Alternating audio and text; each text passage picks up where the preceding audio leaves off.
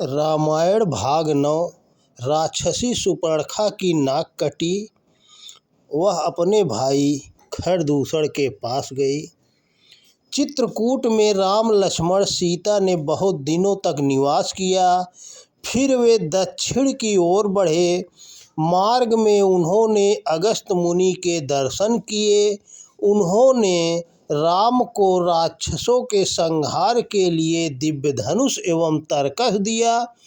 अगस्त्य मुनि ने उन्हें राक्षसों के किलों एवं गुप्त स्थानों की जानकारी भी दी। उन्हें पंचवटी में पर्णकुटी बनाकर रहने के लिए भी कहा। वह स्थान गोदावरी नदी के तट पर था। भगवान श्री राम सीता व लक्ष्मण के साथ पंचवटी में निवास कर रहे थे। तब एक दिन रावण की बहन सुपर्णखा वहां आई। वह श्री राम के सुंदर रूप पर मोहित होकर बोली, हे कमल नयन, तुम किनके पुत्र हो और तुम्हारा नाम क्या है? इस आश्रम में वनवासी की तरह जटाजूट वल्कल धारण कर क्यों रहते हो? यहाँ रहकर तुम क्या प्राप्त करना चाहते हो, मुझे बताओ। मैं राक्षस राज रावण की बहन सुपर्णखा हूँ। मैं अपने भाई खर के साथ इसी वन में रहती हूँ। रावण ने मुझे इस संपूर्ण वन का अधिकार सौंप दिया है। मैं तुम्हारे बारे में जानना चाहती हूँ, अतः तुम मुझे अपना परिचय दो।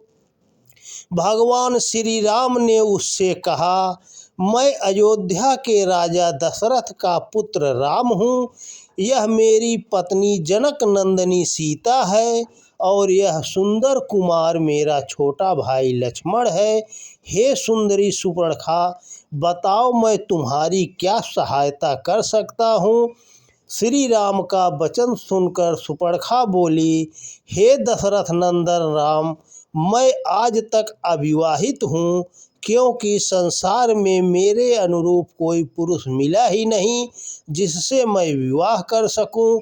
आज मेरा मन आपको देखकर आपके सौंदर्य पर मोहित हो गया है, अतः आप मुझसे विवाह कर लीजिए और इस वन में मेरे साथ सुखपूर्वक रहिए।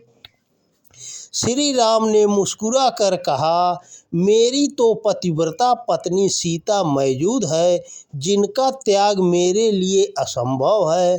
हाँ, मेरा छोटा भाई लक्ष्मण है, वह तुम्हारे योग्य पति हो सकता है। तुम इस विषय में उसी से बात कर लो।